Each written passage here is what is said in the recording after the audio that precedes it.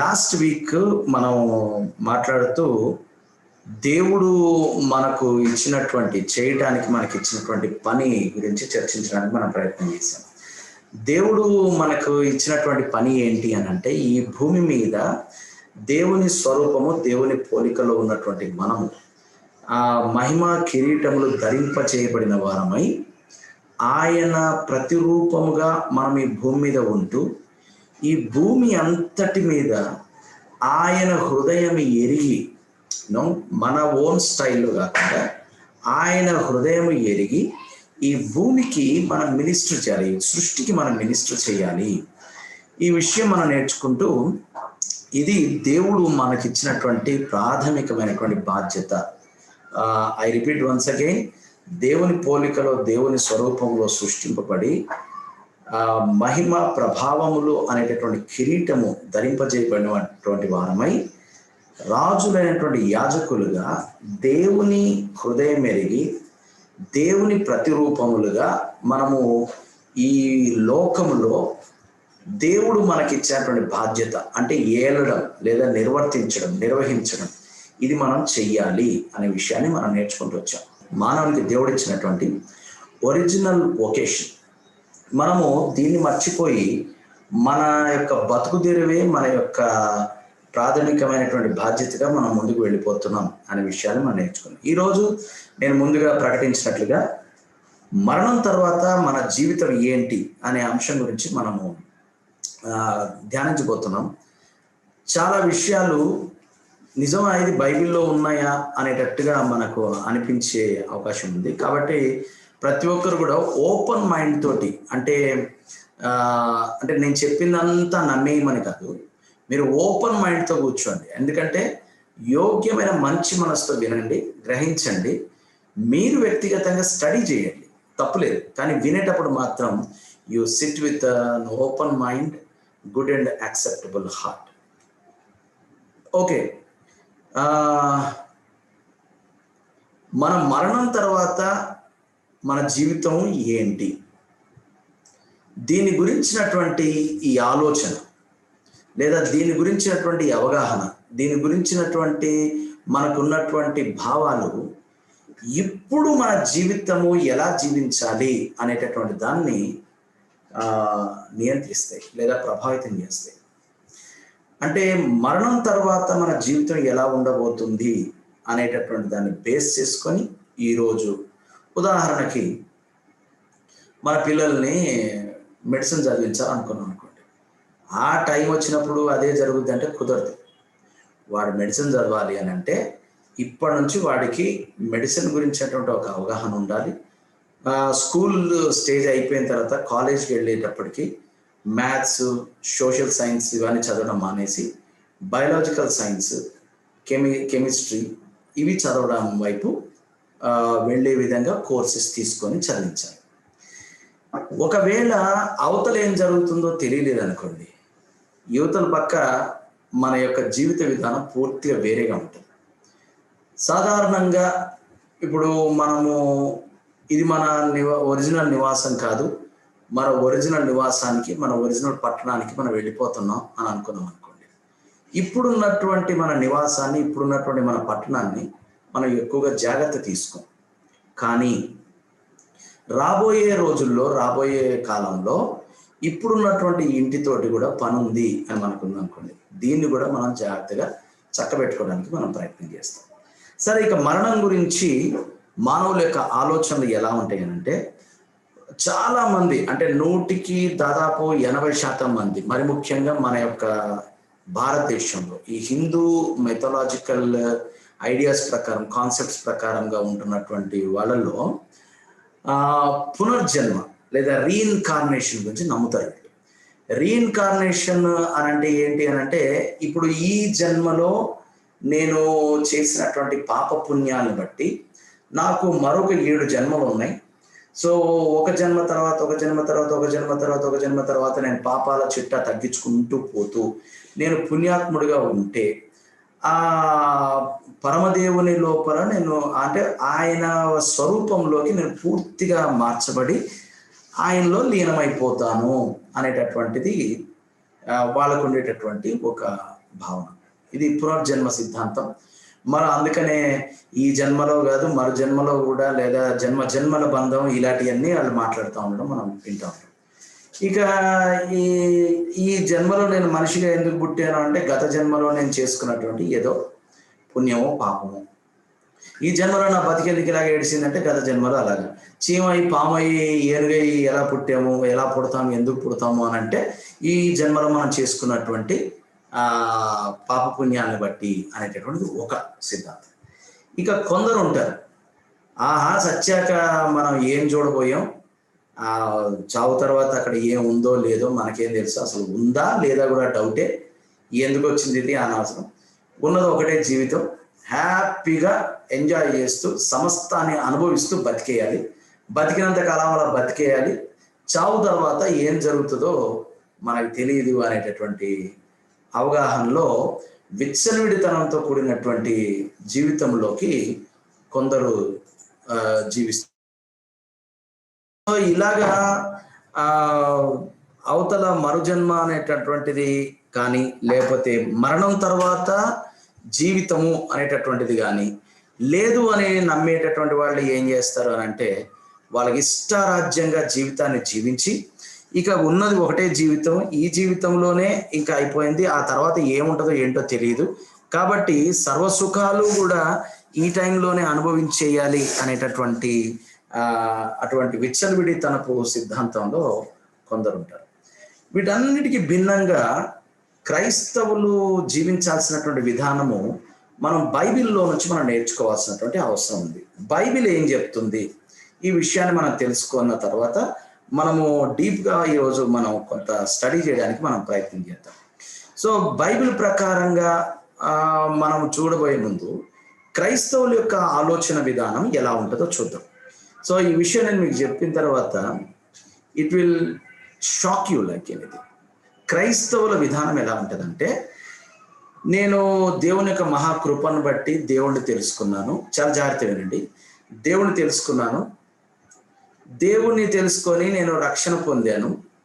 రక్షణ పొందినటువంటి నేను ఎలాగైనా సరే, ఏ విధంగానైనా సరే పరలోక రాజ్యానికి చేరాలి. ఆ పరలోక రాజ్యం కోల్పోతావు, నరకానికి వెళ్ళిపోతావు అని అంటే ఏదైనా మానేస్తాను. పరలోక రాజ్యానికి వెళ్తావు, నరకానికి తప్పించుకుంటావు అని అంటే ఏదైనా చేస్తాను అని చెప్పి, ఇక క్రైస్తవుల యొక్క గోల్ ఏంటి అని అంటే పరలోకం, పరలోకం, పరలోకం, పరలోకం. అందుకని చూడండి, చాలాసార్లు క్రైస్తవులు ఏం మాట్లాడుతూ ఉంటారు, పరలోకానికి టికెట్ కన్ఫర్మ్ అయిపోయినట్టే, నువ్వు ఇలా ఉంటే పరలోకానికి టికెట్ ఇంకా కన్ఫర్మ్ అయిపోయినట్టే అని మాట్లాడతారు. పరలోకంలో నా కోసము పెద్ద పెద్ద మేడలు మిద్దెలు ఉన్నాయి అని మాట్లాడతారు. లేదా బంగారు వీధుల్లో నేను తిరుగుతాను అని మాట్లాడతారు. అలాగే ఏదో కింద మీద పడిపోయి ఆ పరలోకంలో కనీసం ఆ చీపురు తుడుచుకొని ఆ డోర్ మ్యాట్ లాగా ఉండే జీవితం అన్న నాకు ఉన్న చాలు అనేటటువంటి మాటలు మాట్లాడు. అందుకనే చాలా సార్లు ఈ క్రిస్టియన్ సాంగ్స్ చూడండి, అనంటే నేను మంచి మంచి పాటల గురించి మాట్లాడట్లేదు, సో కాల్డ్ ఫ్రీలాన్సర్స్ రాసేటటువంటి పాటలు చూడండి, పరలోకము నా దేశం అని పడతారు. ఏంటండి ఆ పాటలోనే మీనింగ్ చూడండి. మాట ఏమంటున్నారు, పరలోకము అంటే ఇతర లోకము, నా దేశం అంటున్నారు. పరలోకము మన దేశం ఎలాగవుతుంది? దేవుడు భూమిని నరులకిచ్చెను. ఇది మీరు మైండ్లో ఫస్ట్ ఎస్టాబ్లిష్ చేసుకోవడానికి మీరు ప్రయత్నం చేయండి. పరలోకము నా దేశం కాదు, దేవుడు భూమిని నరులకిచ్చాడు. సో ఇప్పుడు మనము దీన్ని బట్టి బిబ్లికల్గా మరణం తర్వాత ఏంటి అనేటటువంటి విషయాన్ని కొంచెం మనం చూసి మనం ఫర్దర్ స్టడీలోకి వెళ్దాం. ఏంటి అనంటే, క్రైస్తవుడుగా నువ్వు తిరిగి జన్మించిన తర్వాత రెండు విషయాలు జరగవచ్చు కాదు, ఈ రెండిట్లో ఏదో ఒకటి ముందుగా జరుగుతుంది, ఏదో ఒకటి తర్వాత జరుగుతుంది. అయితే మొదట మన మరణమైనా ఉంటుంది, లేదా ఆయన రాకడైనా ఉంటుంది. ఈ రెండిట్లో ఏదో ఒకటి జరుగుతుంది. ఆయన రాకడ గనక మన మరణానికంటే ముందే వచ్చింది అనుకోండి, స్టోరీ డిఫరెంట్గా ఉంటుంది. లేదు ఆయన వచ్చే లోపే మనం మరణించామనుకోండి, అప్పుడు మనం ఏం చేస్తామంటే ఫర్ ఎ ట్రాన్సిట్, అంటే ఒక బ్రేక్ జర్నీ లాగా మనము దేవుని యొక్క సన్నిధిలోకి మనం వెళతాం. పరుల లోకంలోకి మనం వెళతాం. పరుల లోకంలోనికి మనం వెళ్ళి అక్కడ కొంతకాలం మనము విశ్రాంతి అంటే పడుకొని నిద్రపోతాం. ఇప్పుడు వాళ్ళలాగా జన్నత్ అంటారు కదా, అలాగాని, లేకపోతే వైకుంఠం, లేకపోతే స్వర్గధామం, మోక్షం, విముక్తి, ఇవేవో ఉంటాయి కదా. అక్కడికి వెళ్తే ఏముంటాయి వాళ్ళకి? మందు, విందు, చిందు, పొందు, ఇవన్నమాట అక్కడ ఉండేది. ఎందుకు? అక్కడ ఉండేటటువంటి వైకుంఠాధిపతి ఏం చేస్తూ ఉంటాడు? రంభ, ఊర్వశి, మేనక, అప్సరస, తిలోత్తములతోటి 24 గంటలు గడుపుతూ వాళ్ళు పోసిన మందు తాగుతూ తెగతింటూ ఉంటాడు. సో చాలాసార్లు స్వర్గం అంటే ఏంటి, మోక్షం అంటే ఏంటి అంటే ఎలాంటి కష్టము లేకుండా పూర్తి నీవు కోరినటువంటి ఎంజాయ్మెంట్. అంటే బైబిల్లో అంటాడు కదా, అల్పకాల పాప భోగములు అంటాడు, చూసావా? అదిగో ఆ అల్పకాల పాప భోగములు శాశ్వత కాలం దొరికే స్థలమే స్వర్గం అనేటటువంటి ఆలోచనలో నుంచే క్రైస్తవులు కూడా ఇక అక్కడ కన్నీళ్ళు ఉండవు, మరణం ఉండదు, దుఃఖం ఉండదు, బాధ ఉండదు, వేదన ఉండదు, నాకు నిత్యము ఆనందమే అనుకుంటాం. ఇది ఎక్కడ పరలోకంలో గురించి మాట్లాడట్లేదు. ఈరోజు అవన్నీ మనం తెలుసుకునే ప్రయత్నం మనం చేద్దాం. ఇదంతా కూడా బైబిల్లోకి ఇట్లాంటి ఆలోచన విధానం రావడం, లోకంలో ఇలాంటి ఆలోచన విధానం రావడానికి ప్రధానమైనటువంటి కారణం ఏంటంటే, ఈ యొక్క భూప్రపంచాన్ని పరిపాలించినటువంటి 4 పవర్ఫుల్ డైనాసిటీస్ లో one of the dynasty Greek dynasty. ఈ గ్రీకులు పరిపాలించినప్పుడు కళలు, నాట్యము, నాటకాలు, అన్ని విధాలుగా సమస్త విధమైన జ్ఞానాలతో మనుషులకి జ్ఞానాన్ని బోధించే ప్రయత్నం చేశారు. వీళ్ళలో అరిస్టాటిల్, ప్లాటో అనేటటువంటి వాళ్ళ మాటలు మనం వింటా ఉంటాం, వాళ్ళని గురించినటువంటి మనం వింటాం. ఈ ప్లాటో శిష్యుడు ఆయన ఏం చేశాడంటే నియో ప్లాటోనిజం, భూమి మీద ఉన్నదంతా, మెటీరియల్ అంతా, ఫిజికల్ థింగ్స్ అంతా కూడా చెడ్డవి, ఇవన్నీ కూడా తాత్కాలికమైనవి, ఇవన్నీ కూడా వ్యర్థమైనవి, ఇవన్నీ కూడా ఒకరోజు నాశనం అయిపోతాయి, ఆత్మయే శాశ్వతము, ఆత్మయే మంచిది, ఈ ఆత్మ ఒకానొక దినాన ఈ శరీరాన్ని విడిచిపెట్టేసి పరమాత్మ దగ్గరికి వెళ్ళిపోతుంది. ఈ సిద్ధాంతం అందరికి నచ్చింది. కాబట్టి ప్రపంచంలో ఉన్నటువంటి సర్వమతాలు ఇదే సిద్ధాంతాన్ని నమ్మి అనుసరించడం మొదలుపెట్టాయి. ఏదో విధంగా ఆ దేవుణ్ణి ప్రసన్నం చేసుకొని ఆయనకి ఇష్టలుగా జీవిస్తూ ఆయన దగ్గరికి వెళ్ళిపోవడమే మానవ ధ్యేయము అని ఆస్తికులు పెట్టుకున్నారు. ఇక నాస్తికులు ఏమో అవతలేం లేదు, ఇక యువతల ఒడ్డునే అన్ని అనుభవించారని పెట్టుకున్నారు. ఇదే పంధాలో క్రైస్తవులు కూడా నేను తిరిగి జన్మించాను, ప్రభువైన యేసుక్రీస్తు కొరకు జీవిస్తున్నాను, ఒకానొక రోజు నేను చనిపోతాను, లేదా ఆయన రాకడ వస్తుంది, అయితే నేను చనిపోగానే పరలోకం వెళ్ళిపోవాలి, అదే నా శాశ్వతమైనటువంటి నివాస స్థలము అనేటటువంటి అపోహలో క్రైస్తవులు ఉంటారు. కానీ వాక్యం ఏం చెప్తుంది అంటే, మనం చనిపోతాం, మనం చనిపోయిన తర్వాత మనం దేవుని దగ్గరికి వెళతాం, దేవుని దగ్గరికి వెళ్ళిన తర్వాత అది మన యొక్క విశ్రాంతి స్థలం, అది మన విరామ స్థలం, it's our transit place. So అక్కడ మనం నిద్రపోము, లేకపోతే మందు తాగము, లేదా రంభ, ఊర్వశి, మేనక, తిలోత్తములు లాంటి అప్సరసలు అక్కడ ఎవరు ఉండరు, బిర్యానీలు దొరకవు, ఇలాంటివి ఏమి ఉండవు అక్కడ.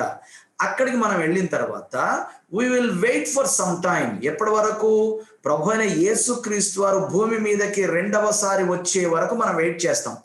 అప్పుడు వరకు వెయిట్ చేసి, ఇప్పుడు ఆయన కొరకు జీవించినటువంటి మనము, మొదటిసారి యేసుక్రీస్తు వారు మన కొరకు వచ్చారు, అది ఆయన యొక్క మొదటి రాకడ. అంటే భూమి మీద శరీరధారిగా ఆయన పుట్టుక, అది ఆయన యొక్క మొదటి రాకడ మన కొరకు వచ్చారు.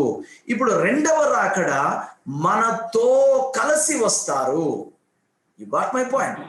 మొదటి రాకడ మరియ గర్భంలో పుట్టినటువంటి ఆ శరీరధారి అయినటువంటి యేసుక్రీస్తు వారిగా ఆయన వచ్చినటువంటి మొదటి రాకడ మన కొరకు ప్రభు అయినటువంటి యేసుక్రీస్తు మానవునిగా సశరీరుడుగా భూమి మీద ప్రత్యక్షుడయ్యాడు. ఈ రెండవ రాకడ మనతో కలిసి వస్తాడు. సో ఏం జరుగుతుంది? మనం ప్రభు అయిన యేసుక్రీస్తు విశ్వాసం ఉంచినటువంటి మనము చనిపోయి పరలోకానికి వెళతాం. పరలోకానికి వెళ్ళిన తర్వాత ఆయన వస్తున్నప్పుడు మనం కూడా భూమి మీదకి వచ్చేస్తాము. కాబట్టి ఫస్ట్ ఈ విషయము మైండ్లో ఎస్టాబ్లిష్ చేసుకోండి. ఏంటి అని అంటే, పరలోకము పరలోకమే, అది మనలోకం కాదు, అది మనలోకం కాదు, అది పరుల లోకం. మనం అక్కడ ఉండేటటువంటి ప్రసక్తే లేదు, మనం మరలా తిరిగి వచ్చేస్తాం.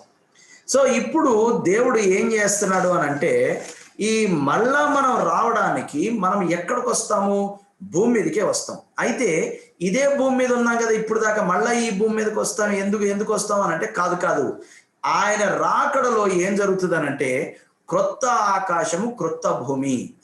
ఏదైతే భూమి ఆకాశములను దేవుడు ఒక యూనిట్ గా తయారు చేసి అద్భుతమైనటువంటి స్థలంగా, నివాస యోగ్యమైన దానిగా, ప్రశాంతమైనటువంటి సర్ప్లస్ ఉన్నటువంటి దానిగా, ఎటువంటి చీకు చింతలు లేనటువంటి కేవలం దేవుని సన్నిధిలో మానవుడు జీవించే విధంగా ఎలాగైతే ఉందో, అలాంటి దాన్నే దేవుడు మళ్ళా కొత్త ఆకాశం కొత్త భూమి అంటే వేరేదేం చేయడు. అంటే ఫర్ ఎగ్జాంపుల్, మీకు ఆల్రెడీ కారు ఉంది, కొత్త కారు అంటే ఏంటి? కొత్త కారు అంటే ఏంటి? కారు లాగా ఉంటుందా? అది విమానం లాగా ఉంటుందా అని కాదు. అక్కడ కొత్త కారు అంటే ఏంటంటే కారే, దానికి కూడా స్టీరింగ్ ఉంటుంది, యాక్సిలరేటర్ ఉంటుంది, బ్రేక్ ఉంటుంది, ఇవన్నీ ఉంటాయి, సీటింగ్ ఉంటుంది, టైర్లు ఉంటాయి, ఇంతే. కొన్ని మోడిఫికేషన్ జరుగుతాయేమో, ద బెటర్ థింగ్ ఉంటుందేమో, కానీ కార్ ఇస్ కారే ఉంటుంది. అయితే ఇప్పుడు ఇక్కడ క్రొత్త భూమి క్రొత్త ఆకాశము అని అంటే మళ్ళా భూమే, మళ్ళీ ఆకాశమే, కానీ అవి క్రొత్తగా ఉంటాయి. క్రొత్తగా అంటే దేవుడు ఒరిజినల్ గా అన్నమాట. అంటే ఒరిజినల్ గా దేవుడు ఎలా ఉండాలని భూమిని సృష్టించాడో అచ్చం అలాగే ఉంటాయి. అదిగో అక్కడ దుఃఖము ఇక ఉండదు. మనం చదువుదాం ఆ స్క్రిప్చర్స్ అన్ని, వాళ్ళు చదువుదాం. అక్కడ వేదన బాధలు ఉండవు, పాపము ఇక లేదు. ఓకే, పాపము ఇక లేదు. నీ ప్రతి కన్నీటి బాష్ప బిందువు తుడిచివేయబడుతుంది. మరణము ఇక లేదు, పాపము లేదు, మరణము లేదు, దుఃఖము లేదు, వ్యాధి లేదు, ఎటువంటి లేదు. అక్కడ మనము ఘనమైనటువంటి శరీరంలో మనం జీవిస్తాం. స్వచ్ఛమైనటువంటి ప్రేమతో దేవుని మనం ప్రేమిస్తాం. ఆయన మనతో కూడా సదాకాలము ఉంటాడు. సో ఇక్కడ వన్ మైండ్ బ్లోయింగ్ థింగ్ నేను మీకు చెప్పాలనుకున్నా ఏంటి అని అంటే, మనం పరలోకం వెళ్ళము, దేవుడే మనతో కలిసి నివసించడానికి ఆయన భూమి మీదకి వస్తాడు. ఇది సత్యం, ఇది వాక్యానుసారం. కాబట్టి పరలోకానికి వెళ్ళిపోవడానికి మనము ప్రయత్నాలు మనం చేయాల్సినటువంటి అవసరం లేదు. మనం వెళ్ళేది పరలోకానికి కాదు, అక్కడికి కాదు. మనము చనిపోయినప్పుడు ఫర్ ఎ వైల్, కొంతకాలానికి పరలోకానికి వెళతాం. మళ్ళా ఆయన క్రీస్తునందు మృతులైన వారందరినీ తనతో కూడా వెంట పెట్టుకొని వచ్చును. చెప్పాను కదా, ఈరోజు చాలా మైండ్ బ్లోయింగ్ థింగ్స్ మనం నేర్చుకుంటాం. ఏంటి అని అంటే, మరణము అనేటటువంటిది మానవుడు చేసిన పాపానికి దేవుడు ఇచ్చేటటువంటి పనిష్మెంట్ కాదు. ప్రతి మనుష్యుడు ఒక్కమారే చనిపోవలసి ఉన్నది. కానీ అసలు దేవుని యొక్క ప్లాన్లో మరణము అనేటటువంటిది మానవుడికి లేదు. ఇది ఇంకొక పాయింట్ ఎస్టాబ్లిష్ చేసుకోండి. ఫస్ట్ థింగ్ ఏం చెప్పానంటే, ఈరోజు మనం పరలోకానికి వెళ్ళము, అది మన శాశ్వత నివాసము కాదు. కాబట్టి మన దేశం, మన రాజ్యం పరలోక రాజ్యం కాదు. యునో, ఇది పరలోకము నా దేశము కాదు. ఈ భూమి నాది. ఇది మనం ఖచ్చితంగా తెలుసుకోవాలి. ఈ శరీరంలోనే నేను శాశ్వతంగా జీవించబోతున్నాను. ఇప్పుడు రోగములు, బాధలు, వ్యాధులు, వేదనలు, నొప్పి, ఇవన్నీ సఫరింగ్స్ ఉన్నటువంటి శరీరంలో ఉన్నాను. అయితే ఒకానొక రోజున నేను ఎక్కడుంటాను అని అంటే, నేను అవేమీ లేనటువంటి, చీకు చింతలు, వ్యాధి బాధలు లేనటువంటి ఆ శరీరంలో నేను జీవిస్తాను. అంతే, మార్పు కలుగుతుంది. ఇది మొదటి విషయం. ఇప్పుడు రెండవది, పాపము వలన అంటే మానవుడు పాపం చేసినందుకు దేవుడు మానవునికి ఇచ్చేటటువంటి శిక్ష, the penalty of sin given by God or the punishment of God due to sin, death కాదు. మరణము అనేటటువంటి దేవుని ప్లాన్ కాదు. మరణము మానవుని యొక్క పాపానికి వచ్చే జీతం లాగా దేవుడు ఇవ్వలేదు, పాపానికి పనిష్మెంట్ లాగా దేవుడు ఇవ్వలేదు. ఏం జరిగిందో మనం చూద్దాం మరణం గురించి. యాకోబు పత్రిక 1వ అధ్యాయం 13వ వచనం. దేవుడు కీడు విషయమై శోధింపనేరడు, ఆయన ఎవరిని శోధింపడు గనుక ఎవడైనా శోధింపబడినప్పుడు నేను దేవుని చేత శోధింపబడుచున్నానని అనకూడదు. నువ్వు ఏదైనా శోధింపబడుతున్నట్లయితే శోధకుడు సాతాను, దేవుడు కాదు. కాబట్టి దేవుణ్ణి అనకూడదు. ప్రతివాడు, ఈ మాట మీ బైబిల్ అండర్లైన్ చేసుకోండి. ప్రతివాడు, అది ఎవడైనా కావచ్చు, క్రైస్తవుడు, క్రైస్తవేతరుడు, పాస్టరు, విశ్వాసి, ఎవడైనా కావచ్చు, ప్రతివాడును తన స్వకీయమైన దురాశ చేత ఈడువబడి మరలు కొల్పబడిన వాడై శోధింపబడును. దురాశ గర్భము ధరించి పాపమును కనగా పాపము పరిపక్వమై మరణమును కను. 3 విషయాలు ఇక్కడ ప్రధానంగా కనబడుతున్నాయి. చూడండి, మరణం అనేది ఎలా వస్తుంది. ఇక్కడ 3 కనబడుతున్నాయి: దురాశ, పాపము, మరణం. సో ఇది మాట్లాడాలంటే చాలా డీప్ సబ్జెక్ట్. ఈరోజు మనము దాని గురించి కాదు కాబట్టి నేను సింపుల్గా మీకు చెప్తాను. అంటే మరణం అనేటటువంటిది దేవుని యొక్క పనిష్మెంట్ కాదు అని చెప్పడానికి నేను చెప్తున్నాను. మానవుని యొక్క దురాశ, దురాశ అంటే దురాశ వేరు, పేరాశ వేరు. పేరాశ అంటే ఆశించడం, అంటే ఆశించడం. పేరాశ అంటే ఎక్కువగా ఆశించడం. దురాశ అంటే రాంగ్, రాంగ్ అన్నాకంటే కూడా ఫార్బిడెన్ డిజైర్ అనమాట. ఫార్బిడెన్ డిజైర్ అంటే ఉండకూడని ఆశ, ఉండకూడని ఆశ అనమాట. సో ఉండకూడని ఆశ ఉండడమే దురాశ. దురాశ ఏం చేస్తుంది? అది గర్భము ధరించి పాపమును కంటుంది. పాపము పరిపక్వమై మరణాన్ని కంటుంది. సో మానవుని యొక్క దురాశ వలన పాపము, వెన్ పాపము ఫుల్లీ గ్రోన్ అన్నాడు ఇంగ్లీష్లో, when sin is fully grown it will produce the death. ఇలాగా మానవుని జీవితంలోనికి మరణం వచ్చింది.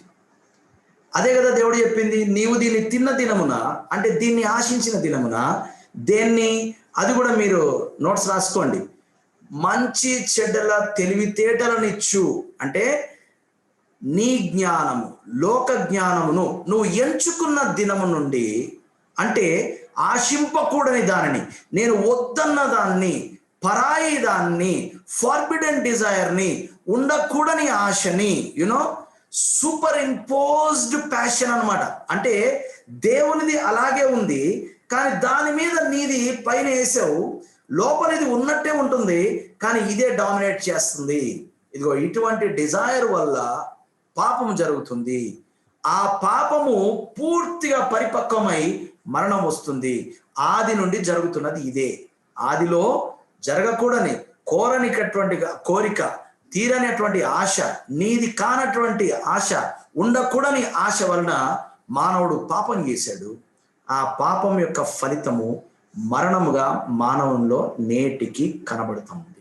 ఓకే, ఇప్పుడు దేవుడు మరలా కొత్త ఆకాశము, కొత్త భూమిని చేసిన తర్వాతే మానవుని తీసుకురావాల్సినటువంటి అవసరత ఎందుకు వచ్చింది?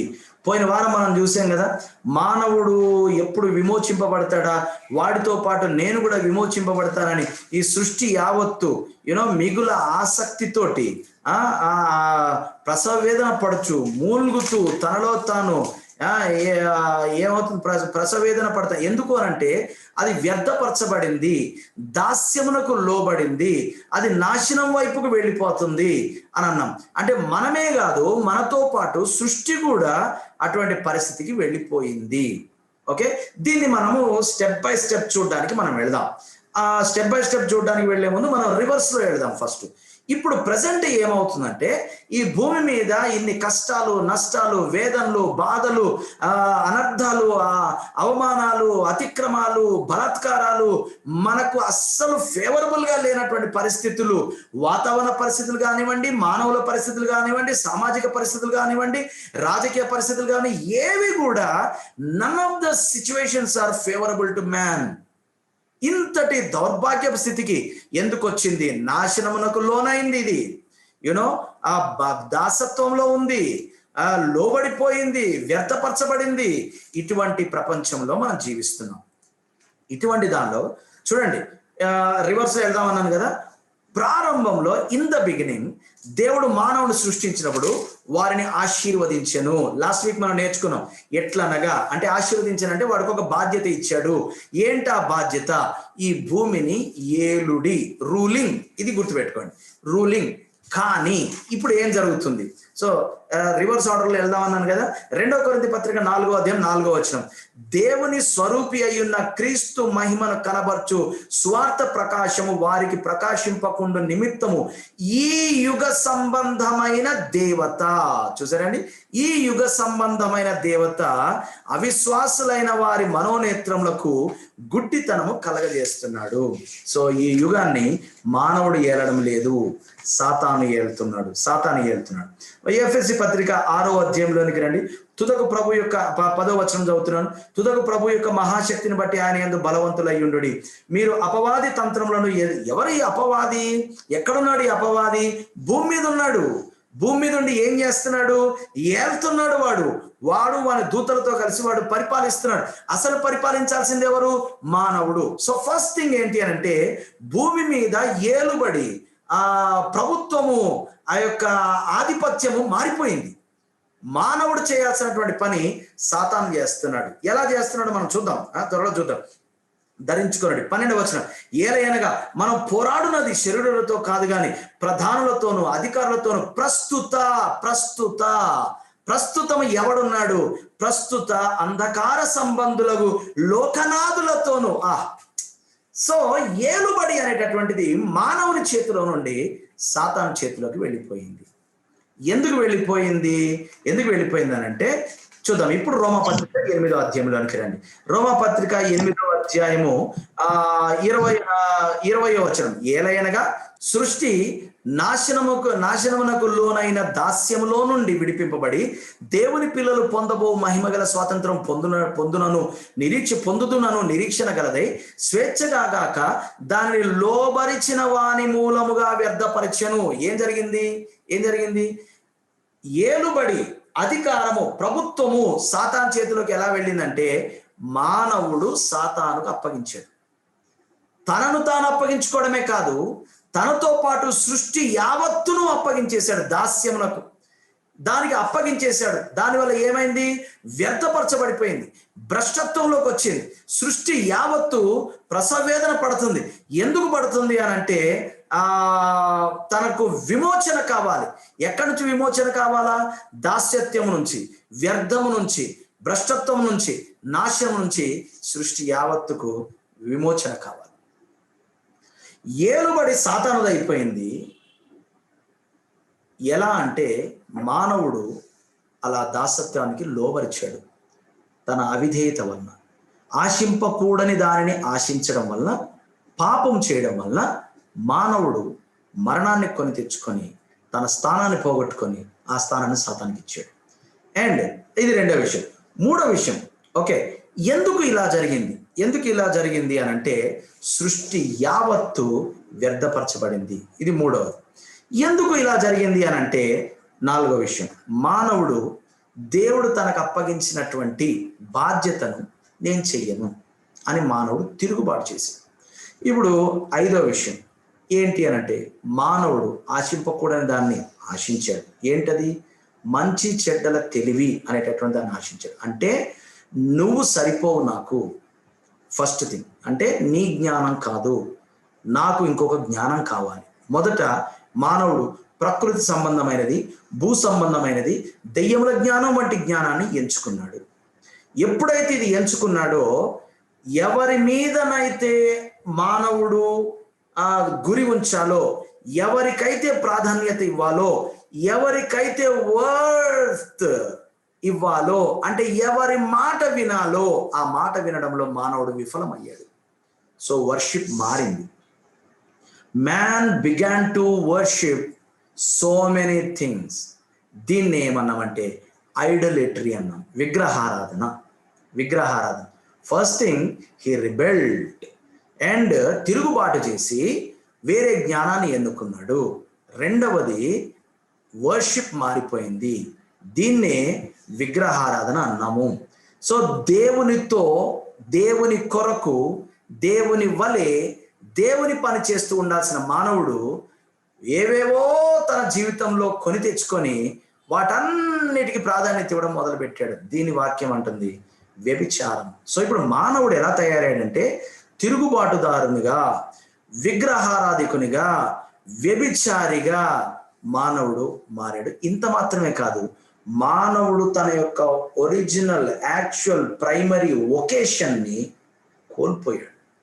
ఉద్యోగాన్ని పోగొట్టుకున్నాడు, స్థానాన్ని పోగొట్టుకున్నాడు, మహిమను పొందలేకపోతున్నాడు, మహిమా ప్రభావం యొక్క కిరీటాన్ని పోగొట్టుకున్నాడు, ఏలుబడి పోగొట్టుకున్నాడు, ఆధిపత్యాన్ని పోగొట్టుకున్నాడు. అందుకని ఇప్పుడు చూడండి, మానవుడు తిరుగుబాటు చేసి విగ్రహారాధన, ఇతర దేవతల ఆరాధన, వ్యభిచారము చేయడము అనేటటువంటి దాన్ని ఆశించి, అంటే ఆశించకూడని దానిని ఫార్బిడెన్ డిజైర్, తనది కాని దానిని ఆశించి, తనది కాని దాన్ని ఆశించి, అంటే దేవుడిది అలా ఉండగానే సూపర్ ఇంపోజ్డ్ ప్యాషన్ ని మానవుడు డెవలప్ చేసుకొని మానవుడు పడిపోయాడు. ఈ మానవుడి రీతిగా పడిపోవడం వల్ల మానవుని యొక్క తిరుగుబాటు ఏం చేసింది? దేవుని నుండి ముఖాన్ని అటు తిప్పుకున్నాడు. అందుకని దేవుడు చూడండి, రక్షణ అనుభవం అంటే ఏంటి? మత మార్పిడి కాదు, నా తట్టు మీద తిరగండి, ఇదే అనమాట. అంటే మీరు తిరుగుబాటు చేశారు, యు రిబెల్డ్. దీనివల్ల ఏమైంది? సృష్టి యావత్తు వ్యర్థపరచబడింది. ఇప్పుడు నేను కింద నుంచి పైకి వస్తున్నా. మానవుడు ఆశించకూడని దాన్ని ఆశించాడు, దాన్ని బట్టి మానవుడు తిరుగుబాటుదారుడుగా మారాడు. రెండవది, తద్వారా ఏమైంది? సృష్టి యావత్తు వ్యర్థపరచబడింది. తద్వారా ఏమైంది? మానవుడికి మరణం అనేటటువంటిది ప్రాప్తించింది. తద్వారా ఏమైంది? మానవుని యొక్క మహిమ మొత్తము పోగొట్టుకున్నాడు. ఇప్పుడు సాతాను మానవుని మీద ఆధిపత్యాన్ని తీసుకున్నాడు. సృష్టి యావత్తు మానవుడి మీద తిరగబడడం మొదలైంది. ఇలాంటి పరిస్థితులు ఉన్నాయి గనక మానవుడికి మరణము అనేటటువంటి వరాన్ని దేవుడు ఇచ్చి తన దగ్గరికి నరులారా తిరిగి రండి అని పిలుచుకొని కొంతకాలం తర్వాత పూర్తిగా కాలము సంపూర్ణమైనప్పుడు ఆయన రెండవ రాకడలో కొత్త ఆకాశాన్ని, కొత్త భూమిని చేస్తే తప్ప మానవుణ్ణి మరలా తన సొంత స్థలంలో, తన సొంత పని ఉద్యోగానికి, తన సొంత బాధ్యతను నిర్వర్తించడానికి దేవుడు మానవుణ్ణి అప్పగించలేడు. ఈ యొక్క నూతన పరచడం అనేటటువంటి కార్యక్రమము ఎక్కడ ప్రారంభమైందో తెలుసా? సిలువలోనే ప్రారంభమైంది. సిలువలోనే ఈ నూతన పరచబడడం అనేటటువంటిది. అక్కడి నుండే మనకు నూతన జీవము, మనము నూతన సృష్టిగా మారడము, అలాగే మనము నూతన సృష్టిగా మారాము. ఈవెన్చువల్లీ ఈ యొక్క సిలువలో నెరవేర్చబడిన దాని యొక్క ఎఫెక్ట్ వలన మరలా యేసుక్రీస్తు వారు భూమి మీదకి వచ్చి మరలా సిలువలో ఏం చనిపోరు ఆయన. ఈ సిలువలో ఆయన చేసినటువంటి ఈ కార్యము వలన మనము నూతన పరచబడే అనుభవానికి క్వాలిఫై అవ్వడం, అంటే ఆయన చేసిన దాన్ని ఎప్పుడైతే మనం నమ్మామో నూతన సృష్టిగా మనము చేయబడ్డాము. పాతవి ఇక లేవు, పాతవి గతించెను అనే స్థితికి వచ్చాం. అంటే నూతన పరచబడడం అంటే ఏమైంది అని అంటే మనము ఒక క్వాలిఫికేషన్ సంపాదించేసుకున్నాం ఆయన యందు విశ్వాసం ఉంచడం వల్ల. ఏంటి అనంటే రేపటి దినాన నేను ఈ యొక్క మధ్యమైనటువంటి దేహాన్ని, ఈ ఘనహీనమైనటువంటి దేహాన్ని, ఈ బలహీనమైనటువంటి దేహాన్ని, ఈ మహిమ లేనటువంటి దేహాన్ని నేను విడిచిపెట్టి మహిమ గలది, బలమైనది అయినటువంటి ఆ యొక్క శాశ్వతమైనటువంటి దేహంలో నేను ప్రవేశించేటటువంటి ఎలిజిబిలిటీ నేను పొందాను. ఇంకా అది జరగలేదు కాబట్టి నాకు ఇంకా రోగాలు వస్తున్నాయి. ఇంకా అది జరగలేదు కాబట్టి నాకు ఇంకా నొప్పి కలుగుతుంది. ఇంకా అది జరగలేదు కాబట్టి అంటే అది నెరవేర్పులోకి రాలేదు. నేను క్వాలిఫై అయ్యాను. దేన్ని బట్టి క్వాలిఫై అయ్యాను? యేసుక్రీస్తు వారు సిలువలో చనిపోయిన దాన్ని బట్టి క్వాలిఫై అయ్యాను. యెషయా గ్రంథం 43వ అధ్యాయంలోకి రండి ఒకసారి. 43వ అధ్యాయం 18-19 వచనాలు. 18 మునుపటి వాటిని జ్ఞాపకం చేసుకొనకుడి, పూర్వకాలపు సంగతులను తలంచుకొనకుడి, ఇదిగో నేను ఒక నూతన క్రియ చేయుచున్నాను. ఇది న్యూ ఇయర్ మెసేజ్ కాదండి, ఇది న్యూ ఇయర్ మెసేజ్ కాదు.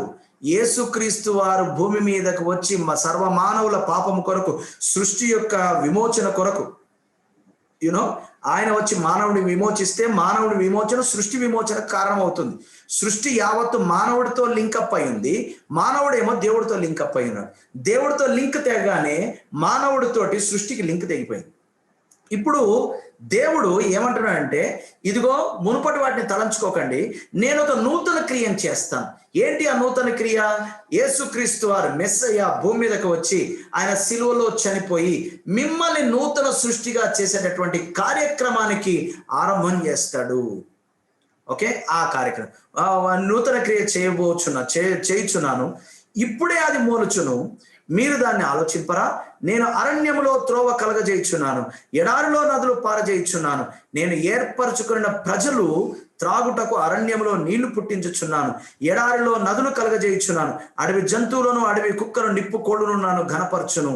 సో ఈ సంగతులు దేవుడు మాట్లాడుతూ ఉన్నాడు. ఇదే యెషయా గ్రంథము 65వ అధ్యాయంలోనికి రెండవసారి యెషయా గ్రంథము 65. ఇదంతా కూడా మెస్సాయనిక్ ప్రొఫెసీ, ఆయన రాబోయే క్రీస్తుని గురించినటువంటి ప్రవచనాలు.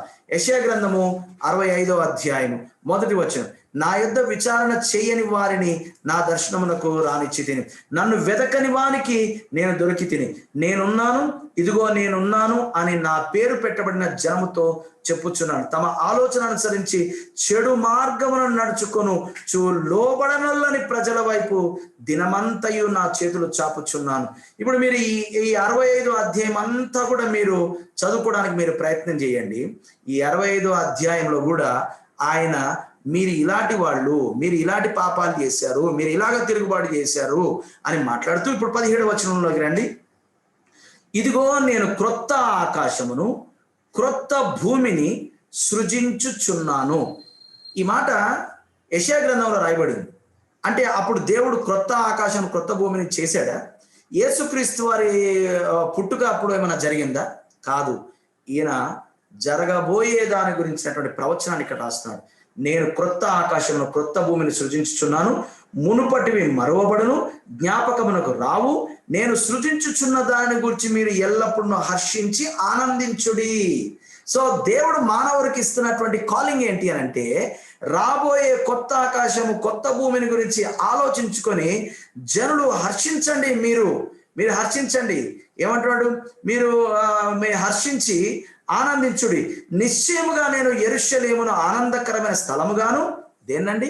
యెరూషలేమును, పరలోకాన్ని కాదు, యెరూషలేమును ఆనందకరమైన స్థలముగాను, ఆమె ప్రజలను హర్షించు వారిగాను సృజించుచున్నాను.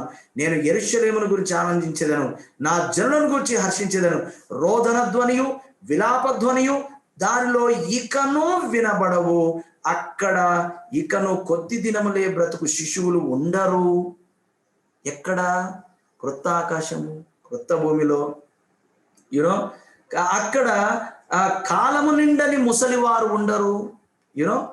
సో దేవుడు ఏదేమైనప్పటికీ కూడా భూమి అంతా కూడా కరప్ట్ అయిపోయింది కాబట్టి మానవులను మరలా భూమి మీదకి తీసుకొని రావడానికి ఆయన క్రొత్త ఆకాశాన్ని క్రొత్త భూమిని ఆయన చేయడానికి సిద్ధంగా ఉన్నాడు. సో ఇది సిలువ మీద జరిగినటువంటిది. సిలువలో జరిగినటువంటిది ఏంటి అని అంటే, దేవుడు సర్వమానవుల పాపమునకై పాప పరిహారార్థమై ఆయన సిలువలో మరణించాడు.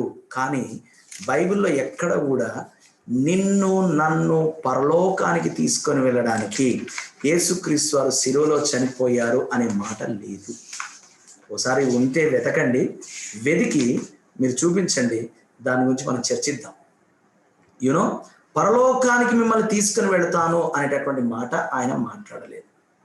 సిలువ కార్యం గురించి పాత నిబంధనలో ప్రవచింపబడింది.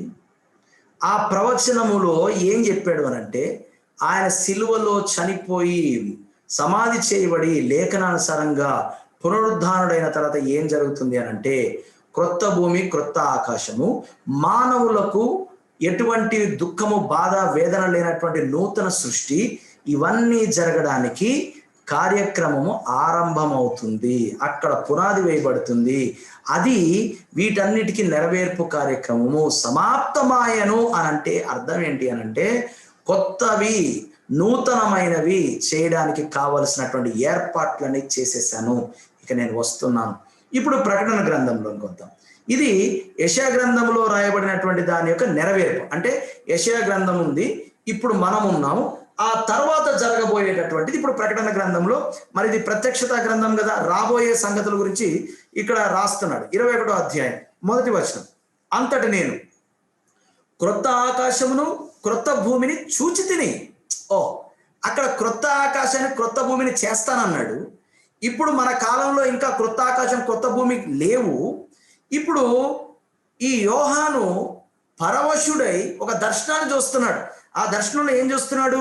నేను క్రొత్త ఆకాశమును క్రొత్త భూమిని చూచి తిని, మొదటి ఆకాశమును మొదటి భూమి గతించిపోయాను, సముద్రమును ఇక లేదు, మరియు నేను నూతనమైన యెరూషలేము అను ఆ పరిశుద్ధ పట్టణము తన భర్త కొరకు అలంకరింపబడిన పెండ్లి కుమార్తె వలె.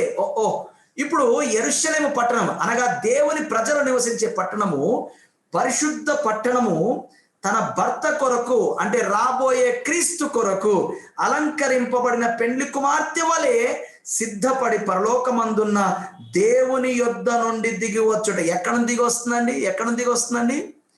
దేవుని యొద్ద నుండి. ఎందుకంటే ఆయన ప్రజలందరూ ఎక్కడున్నారు? దేవునితో కూడా ఉన్నారు. ఆయన రాకడలో ఏం చేస్తాడు? ఆయన వారందరినీ వెంట పెట్టుకొని వస్తాడు. ఎలా వెంట పెట్టుకొని వస్తాడు?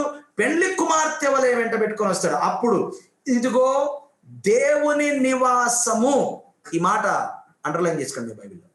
యేసుక్రీస్తు వారు శిలువలో చేసిన కార్యాన్ని బట్టి క్రొత్తవి, నూతన కార్యము, నూతన సృష్టి, క్రొత్త ఆకాశం క్రొత్త భూమి ఏర్పాటవ్వడానికి ప్రణాళిక నెరవేర్చబడింది.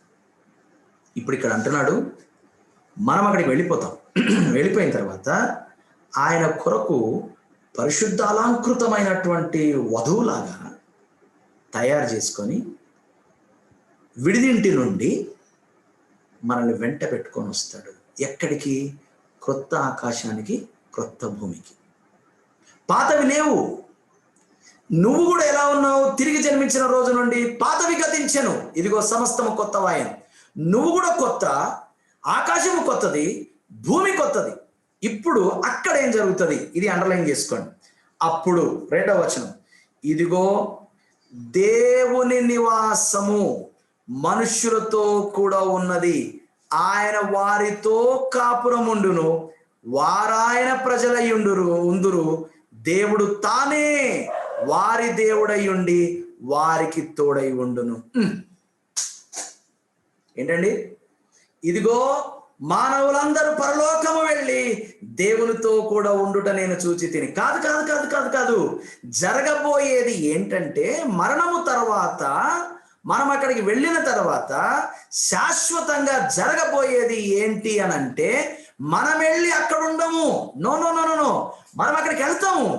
అక్కడ వెళ్ళిన తర్వాత విడిది గదిలో మనల్ని పరిశుద్ధాలంకృతిగా మనల్ని అలంకరించి మనల్ని వెంట పెట్టుకొని వస్తాడు. ఆయన వచ్చిన తర్వాత ఏమవుతుంది? కొత్త ఆకాశం కొత్త భూమిలోకి వస్తాడు. ఆకాశం భూమి రెండు వేరు వేరు కాదండి. ఇది ఎప్పుడన్నా మనం తెలుసుకుందాం. అంటే మానవుల నివాస స్థలంలోకి వస్తాడు. వచ్చి ఆ మనుషులతో కూడా, దేవుని యొక్క నివాసము మనుషులతో కూడా ఉన్నది, ఆయన వారితో కూడా కాపురం ఉండును. ఏమంటే ఎక్కడ కాపురం ఉంటున్నారండి అంటే అర్థం ఏంటి? ఎక్కడ లాడ్జిలో ఉంటున్నారా, హోటల్లో ఉంటున్నారని కాదు. కాపురం అంటే నివాసం ఉంటున్నారు, ఇల్లు తీసుకొని మంచిగా అక్కడ కిచెన్, బెడ్రూమ్, హాల్ అన్ని సెటప్ చేసుకొని ఉంటున్నారని అర్థం. ఆయన వారితో కూడా కాపురం ఉండును, వారు ఆయన ప్రజలై ఉందురు, దేవుడు తానే వారి దేవుడై ఉండి వారికి తోడై ఉండును. ఇదిగో ఇదిగో ఇదిగో ఆ కాపురమై, ఆ నివాసమై ఉంటున్నటువంటి ఆ కొత్త ఆకాశం కొత్త భూమిలో ఆయన వారి కన్నుల ప్రతి బాష్ప బిందువును తుడిచివేయును.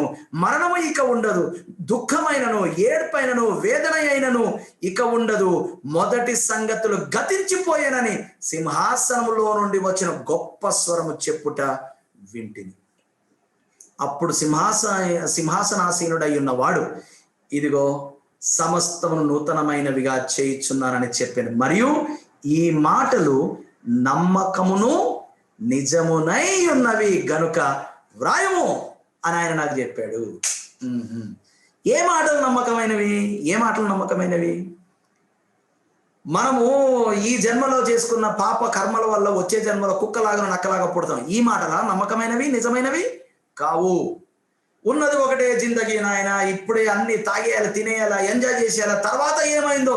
ఈ మాటలా నమ్మకమైనవి, నిజమైనవి?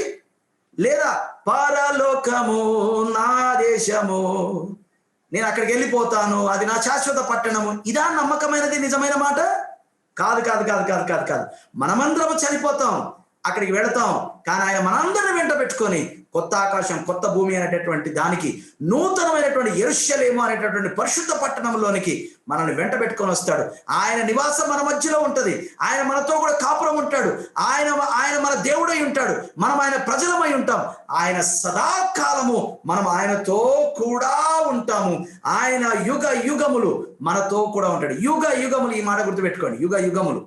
ఎందుకంటే ఇందాక మనం చూసాం, ప్రస్తుత అంధకార సంబంధమైన ఈ యుగ సంబంధమైన దేవత. అయితే మార్పు ఏంటయ్యా మనము తిరిగి జన్మించిన తర్వాత జరిగింది అని అంటే, ఇప్పుడు మనం చూద్దాం, త్వరలో చూద్దాం. ఇప్పుడు మనం ఒక యుగంలో ఉన్నాం. యుగాల మార్పు జరుగుతుంది. ఈ యుగము రాబో యుగము, ఈ యుగము రాబో యుగం. సో ఏదేమైనప్పటికీ కూడా ఆ క్రొత్త ఆకాశం, క్రొత్త భూమి, నూతన పరచబడినటువంటి ఆ జీవితంలో మరణం ఉండదు, దుఃఖం ఉండదు, వేదన ఉండదు, బాధ ఉండదు.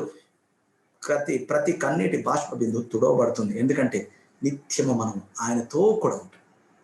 అందుకనే నిత్య జీవము అంటే బైబిల్లో పరలోకం అని రాసి లేదు.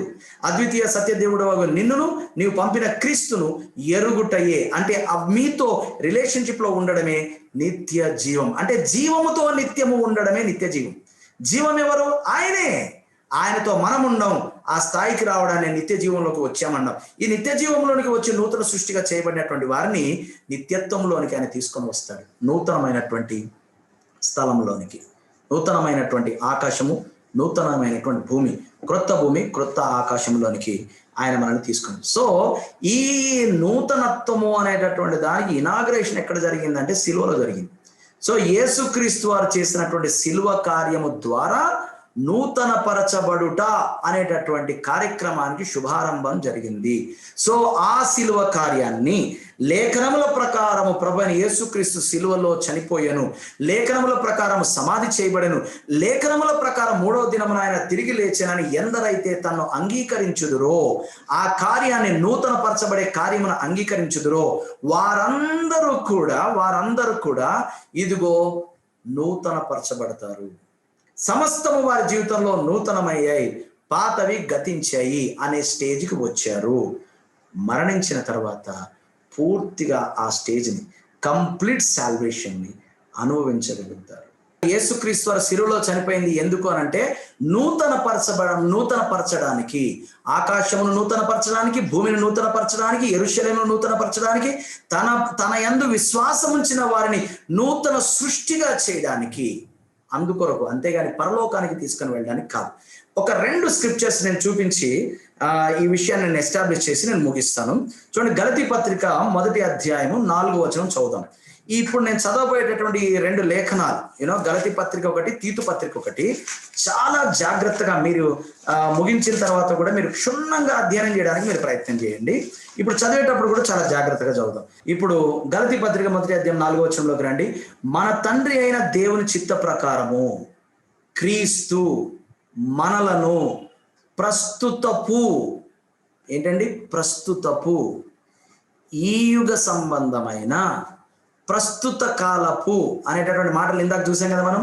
ప్రస్తుతపు దుష్ట కాలములో నుండి, సో ప్రెజెంట్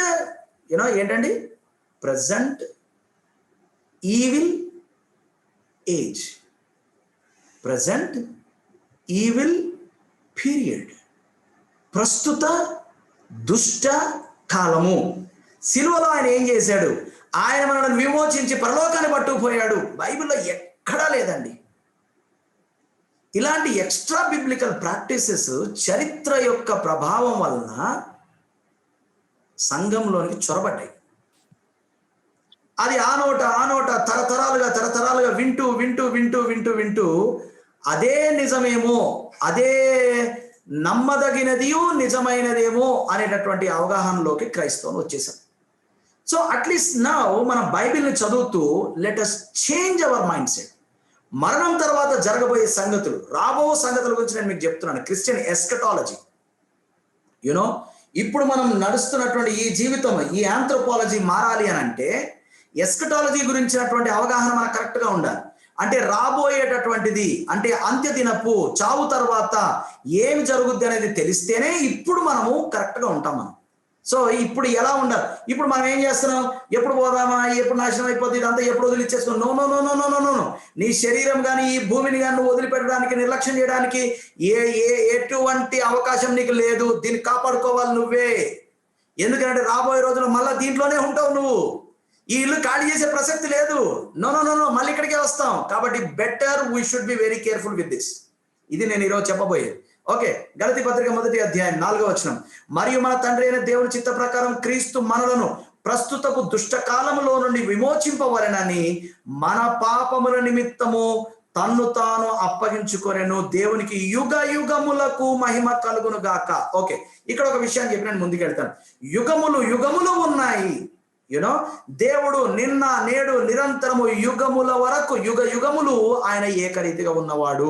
ఇదిగో యుగ సమాప్తి వరకు నేను మీతో కూడా ఉన్నాను. ఈ యుగ సంబంధమైన దేవత. సో బైబిల్ మనకి ఏం మాట్లాడుతుందంటే మునుపు, ఇప్పుడు, రాబో దినములలో అనేటటువంటి మాటలు ఉంటాయి బైబిల్. మీరు ఎఫెసీ పత్రిక చదవండి. మునుపు మీరు ఇలాగ ఉంటిరి, ఇప్పుడు మీరు ఇలాగ ఉన్నారు, రాబో దినములలో మీరు ఇలాగ అవ్వబోతున్నారు. మునుపు ఇలా ఉన్నారు, లోకంతో కలిసి ఉన్నారు, ఇప్పుడు లోకం వల్ల శ్రమలు పడుతున్నారు, రాబో దినములలో మీరు మహిమను పొందుతారు. ఇలాంటి విషయాలు మనకు కనబడతా ఉంటాయి. అలాగే యుగములు ఉన్నాయి. ఇప్పుడు మనం ఒక యుగంలో ఉన్నాం. యేసుక్రీస్తు వాగ్దానం చేస్తున్నాడు, ఇదిగో యుగ సమాప్తి వరకు సదాకాలం నేను మీతో కూడా ఉంటాను. ఏంటండి? ఈ యుగ సమాప్తి వరకు సదాకాలం నేను మీతో కూడా ఉంటాను. మరి రాబో యుగంలో ఎక్కడ ఉంటావయ్యా? మీతో కూడా కాదు, మీరు నేను ఏకమైపోయి మన ఇద్దరం కాపురం చేస్తాం. మీరు నేను ఏకమైపోయి మీతో నివాసం చేస్తాను. నేను మీ దేవుడనై ఉంటాను, మీరు నా ప్రజలై ఉంటారని అర్థం అక్కడ. మత్తయి సువార్త ఆఖరి అధ్యాయం ఆఖరి వచనంలో ఇదిగో యుగ సమాప్తి వరకు అంటే ఇగో ఈ యుగ సమాప్తి వరకు.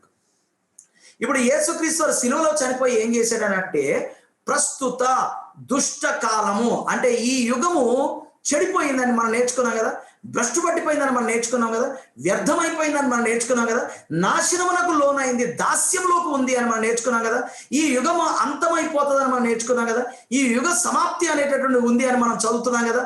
ఈ యుగములో ఉన్నటువంటి ఈ యొక్క పంచభూతాలు మిక్కుటమైనటువంటి మహావేంద్రంతో లయమైపోతాయి అని అంటున్నాం కదా. అయితే ఈ యుగములో నుండి మనం తప్పించబడతాం.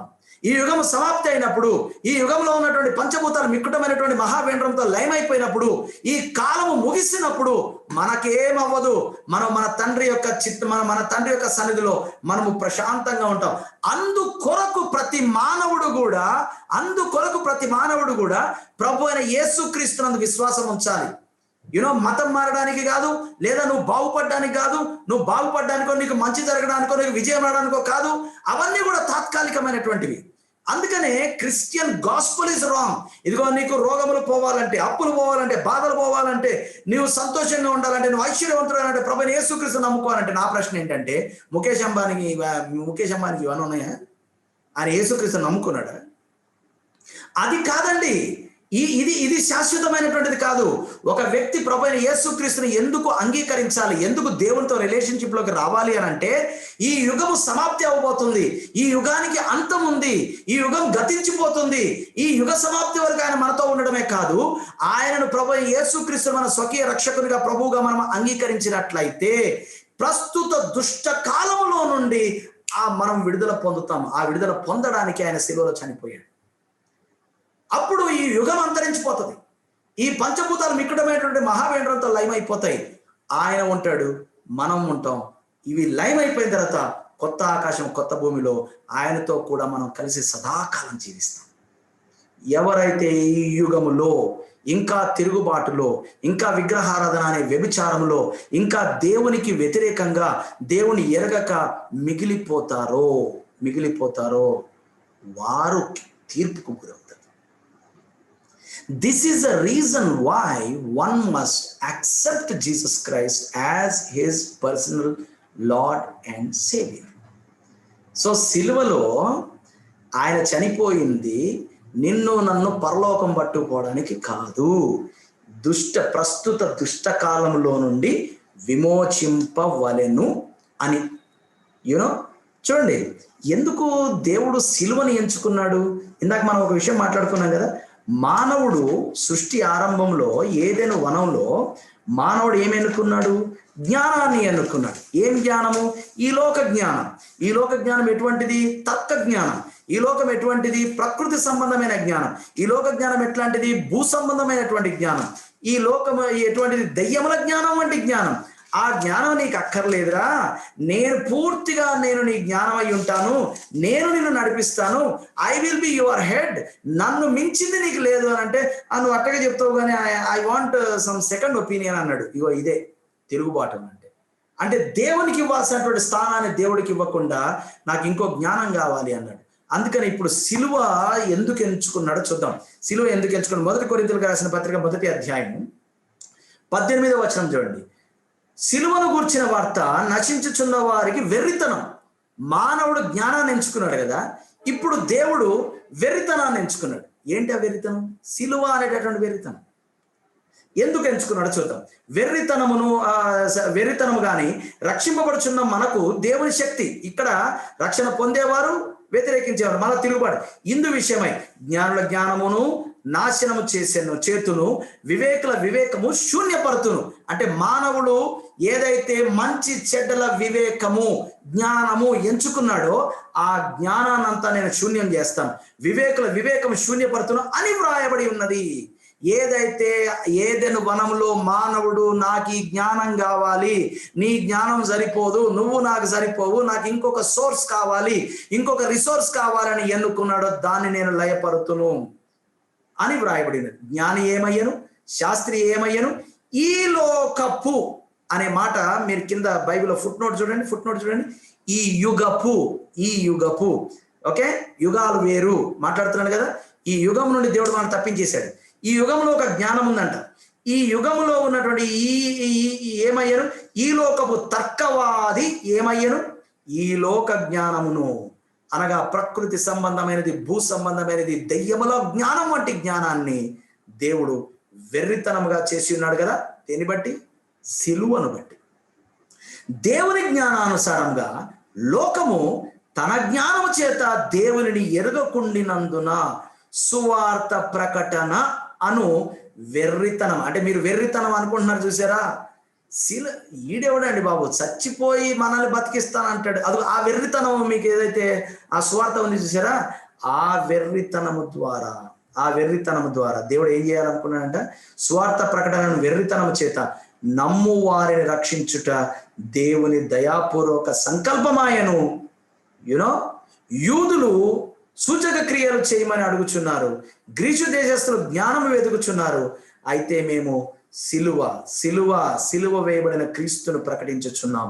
ఆయన యూదులకు, అంటే వాళ్ళు సూచక్రియలు అడుగుతున్నారు కదా, వాళ్ళకేమో ఆటంకంగా ఉన్నాడు, అన్యజనులకు అంటే గ్రీకులకు వెర్రితనముగా ఉన్నాడు. కానీ యూదులకేమి, గ్రీసు దేశస్తులకేమి, పిలువబడిన వారికే క్రీస్తు దేవుని యొక్క శక్తియును దేవుని జ్ఞానమై ఉన్నాడు. సిలువను గుర్చిన స్వార్థను వెర్రితనమును నువ్వు అన్నావు కదా, క్రీస్తే దేవుని యొక్క జ్ఞానము, ఆ సిలువే దేవుని యొక్క జ్ఞానం, ఆ స్వార్థే దేవుని యొక్క జ్ఞానం. మరి లోకానికి అయితే వెర్రితనమే కదండి, మరి ఏం చేయండి, దాన్ని ఎట్లా నేను నమ్ముకోవాలండి అని అంటే అక్కడే నీకు విశ్వాసము అనేది అవసరం. ఓకే, ఇప్పుడు చూడండి, దేవుని వెర్రితనము మనుష్యుల జ్ఞానము కంటే జ్ఞానం గలది. దేవునికి ఒకవేళ వెర్రితనం ఉంటే అది మనుషుల జ్ఞానం కంటే జ్ఞానం గలది. దేవునికి ఒకవేళ ఏదైనా బలహీనత ఉంటే అది మనుషుల బలము కంటే బలమైనది. ఏ మంచి చెడ్డల తెలివిచ్చే జ్ఞానాన్ని అయితే మానవుడు ఎంచుకున్నాడో దాన్నే సిలువ అనేటటువంటి వెర్రితనంతో దేవుడు దాన్ని తీసిపారేశాడు. ఆ యొక్క జ్ఞానాన్ని గలతీ పత్రిక 6వ అధ్యాయంలోనికి రండి ఒకసారి. గలతీ పత్రిక 6వ అధ్యాయం. Hope you are learning something.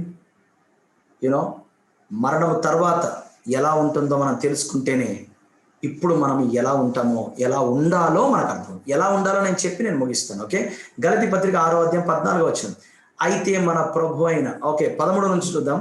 అయితే వారు సున్నతి పొందిన వారైనను ధర్మశాస్త్రమును ఆచరింపరు, తాము శరీర విషయమందు అతిశయించు నిమిత్తము మీరు సున్నతి పొందవాలని కోరుచున్నారు. అయితే మన ప్రభు అయిన యేసుక్రీస్తు సిలువ యందు తప్ప, సిలువ అంటే వెర్రితనం, అంటే మానవుడికి వెర్రితనం. మానవుడు ఏమెంచుకున్నాడు? జ్ఞానాన్ని ఎంచుకున్నాడు. లోక జ్ఞానం, భూ సంబంధమైన, ప్రకృతి సంబంధమైన, దెయ్యముల జ్ఞానాన్ని ఎంచుకున్నాడు. అయితే సిలువ యందు తప్ప మరి దేని యందు అతిశయించుట నాకు దూరం అవును గాక. ఇప్పుడు అపోస్తలుడైన పౌలు ఏమెంచుకున్నాడు? సిలువ అనేటటువంటి దేవుని యొక్క జ్ఞానాన్ని ఎంచుకున్నాడు. ఆయన మరణము, ఎందుకంటే ఆయన యొక్క సిలువ మరణంలో సమస్తమును నూతన పరచుట అనేటటువంటి కార్యక్రమానికి శుభారంభం జరిగింది. చూడండి, ఇక్కడ ప్రస్తావిస్తాడు చూడండి, దూరమవును గాక. దాని వలన నాకు లోకమునకు నేనును సిలువ వేయబడి ఉన్నాం. క్రొత్త సృష్టి పొందుటయే గాని, ఏంటండి, సిలువ నమ్ముకుంటే ఏమవుద్దయ్యా అంటే కొత్త సృష్టిగా మారుతావు. కొత్త సృష్టిగా, 1 కొరింథీ 5:17 కొత్త సృష్టిగా మారుతావు. ఈ కొత్త సృష్టిగా నువ్వు మార్చబడి క్రొత్త ఆకాశం, క్రొత్త భూమికి ఎలిజిబుల్ అవుతావు నువ్వు. నాకు ఇది తప్ప కొత్త సృష్టి పొందుటయే గాని సున్నతి పొందుట యందేమీ లేదు, పొందకపోవుట యందేమీ లేదు.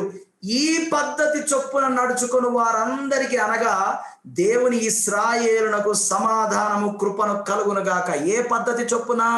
సిలువ యందు ఆయన చేసిన కార్యమునందు విశ్వాసముంచిన ప్రతి వారందరికీ, ఆ పద్ధతి ప్రకారం నడుచుకుని వారందరికీ, అనగా దేవుని ఇశ్రాయేలునకు సమాధానమును కృపయును కలుగునుగాక. ఆమేన్. సో ఇదండి జరగబోయేది. యూనో, దేవుడు మనల్ని పరలోకానికి తీసుకొని వెళ్ళడానికి కాదు, నూతన సృష్టిగా మార్చి నూతన ఆకాశము, నూతన భూమి, వీటికి ఆయన మనల్ని ఎలిజిబుల్గా చేశారు. సో ప్రస్తుత కాలం అందున్నటువంటి ఈ దుష్ట కాలము, యునో, ప్రెజెంట్ ఈవిల్ టైం, ఈ యుగంలో నుండి ఆయన మనల్ని విడిపించాడు. అందుకొరకు యేసుక్రీస్తు వారు సిలువలో చనిపోయి లేచారు. ఓకే, నౌ ఈ సిలువలో చనిపోయి ఆయన లేచిన తర్వాత మనందరికీ ఆయన అనుగ్రహించింది ఏంటి అంటే కృప, గ్రేస్. ఆ కృప ద్వారానే కదా మనం రక్షింపబడ్డాం. కృప అంటే కూడా మళ్ళీ అదొక పదార్థం కాదు, అదొక వస్తువు కాదు. కృప అంటే ప్రభుని యేసుక్రీస్తు వారే. యేసుక్రీస్తు వారి యొక్క మరణ పునరుద్ధానాల వలన మనమందరం కూడా నూతన సృష్టి అవ్వడానికి మనకు మనము ఈ ప్రెజెంట్ ఈవిల్ ఏజ్ నుంచి విడుదల పొందాం. ఇప్పుడు అపోస్తలుడైనటువంటి పౌలు తన శిష్యులైనటువంటి తిమోతిని క్రేతు అనేటటువంటి ఒక పట్టణంలో ఉంచి వచ్చాడు.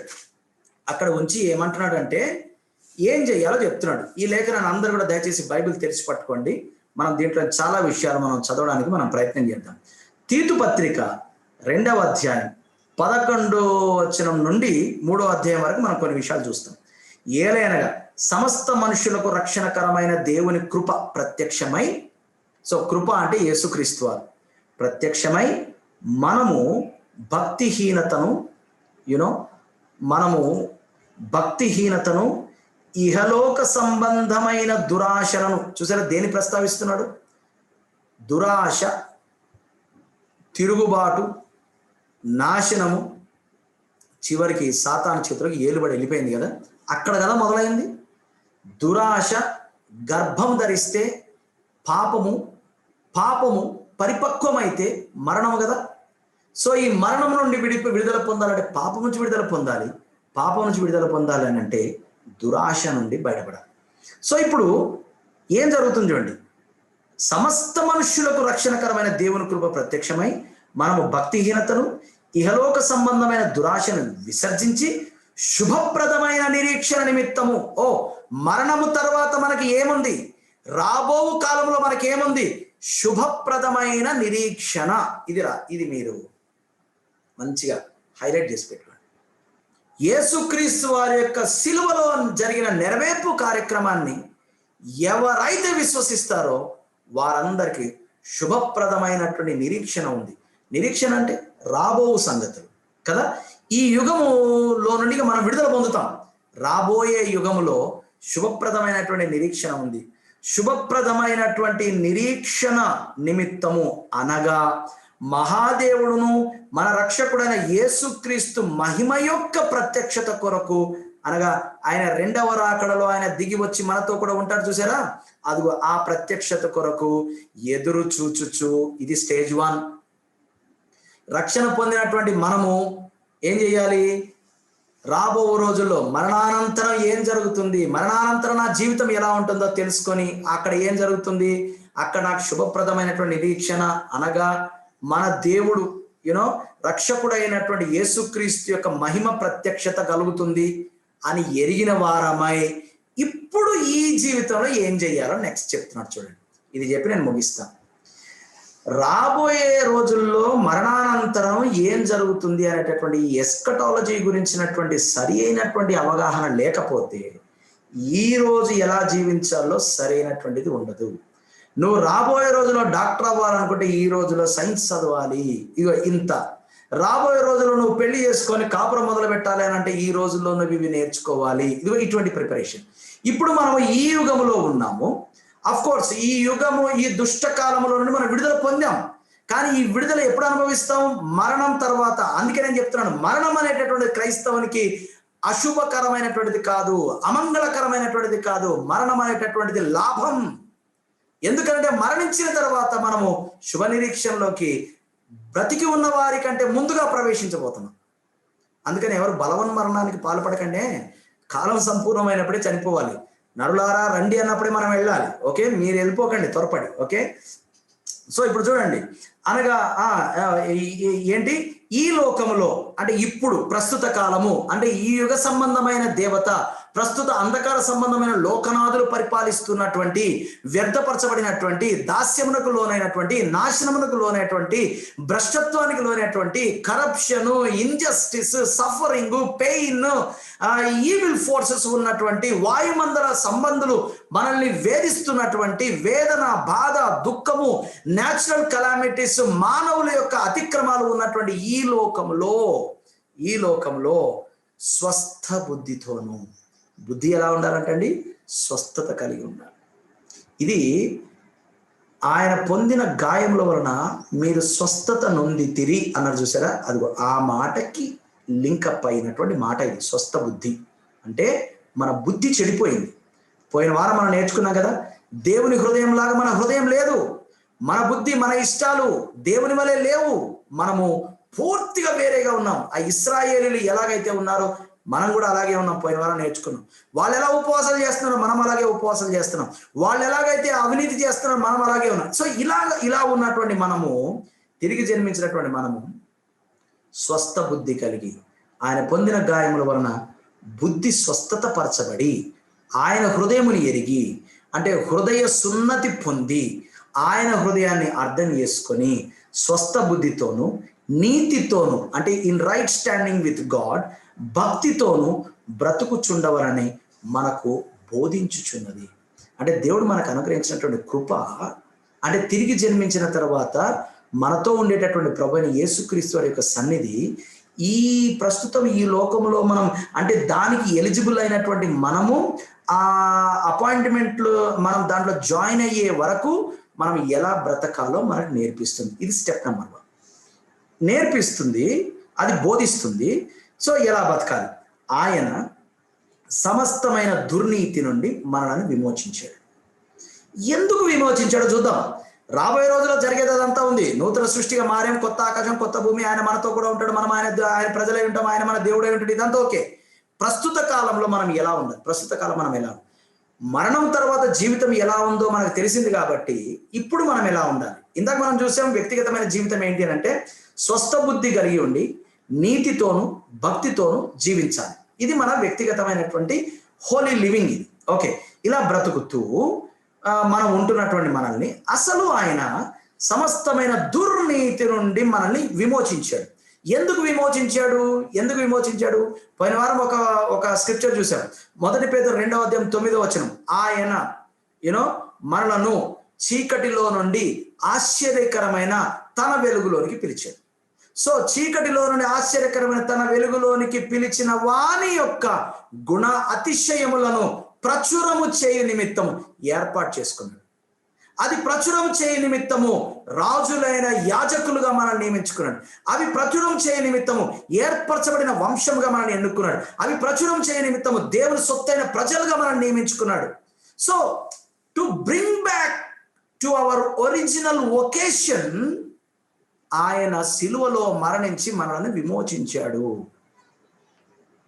ఈ దుష్ట కాలంలో కూడా ఈ దుర్నీతిలో నుండి ఆయన ఎందుకు విమోచించాడు అని అంటే, ఈ లోకంలో ఆయన ప్రతినిధిగా మనం పని చెయ్యాలి. ఈ లోకంతో మమేకమైపోయి ఉంటే మన వల్ల కాదు. అందుకు ఆయన మనల్ని విమోచించాడు, విడుదల చేశాడు. చూడండి, విమోచించి సత్క్రియల యందు, ఏంటంటే సత్క్రియలు, పరలోకమందునటువంటి మీ తండ్రిని మహిమపరచునట్లు. ఎవరు? అన్యజనులు పరలోకమందున మీ తండ్రిని మహిమపరచునట్లు వారి ఎదుట మీ సత్క్రియలను కనబరుచుడి. ఓకే, మనము ఈ ప్రస్తుత దుష్టకాలం నుండి విమోచించబడ్డాం, దుర్నీతి నుంచి విమోచించబడ్డాం, ఈ యుగంలో నుండి విమోచించబడ్డాం. ఎందుకు? రాబో యుగంలో మనం నూతన సృష్టిగా మారి ఆ నూతన ఆకాశం, నూతన భూమిలో మనం ఆయనతో పాటు జీవించాలి. ఓకే, దీనికి క్వాలిఫై అయ్యాం. కాబట్టి ఇప్పుడు మనం ఎలా బ్రతకాలి అని అంటే, ఈ భూమి మీద సత్క్రియలు చేయడం కొరకు ఇదంతా జరిగింది అంటున్నాడు. రాబోయే లోకంలో మహిమను అనుభవిస్తాం, రాబోయే లోకంలో ఆయనతో ఉంటాం. రాబోయే యుగంలో, ఈ యుగంలో ఏం చేయాలి? బ్రతికే వరకు ఏం చేయాలి? సత్క్రియలు. అందరి మాట గుర్తుపెట్టుకోండి. You are born again for good works. You are not born again by good works, okay, but you are born again for good works. మనం సత్క్రియల వలన రక్షణ పొందలేదు, కానీ సత్క్రియలు చేయుట కొరకు రక్షణ పొందాం. ఇప్పుడు చూడండి, సత్క్రియల యందు 14వ వచనం, ఆయన సత్క్రియల యందు ఆసక్తి గల ప్రజలను తన కోసము పవిత్రపరచుకొని, అంటే ప్రత్యేకపరచుకొని, అంటే నియమించుకొని, తన సొత్తుగా చేసుకొనుటకు తన్ను తానే మన కొరకు అప్పగించుకొనెను. Praise the lord. చూడండి, యేసుక్రీస్తు వారు శిలువలో ఎందుకు చనిపోయారు? మనల్ని పరలోకాన్ని పట్టుకుపోవడానికి అని లేదు. ఈ భూమి మీద ఈ యుగంలో మనం జీవిస్తున్నప్పుడు మనము సత్క్రియల యందు ఆసక్తి గల ప్రజలమై అవి చేయడానికి ఆయన కోసం. ఇప్పుడు ఈ తీతుకు అపొస్తలుడైన పౌలు ఇవన్నీ చెప్పి ఏమంటున్నాడు?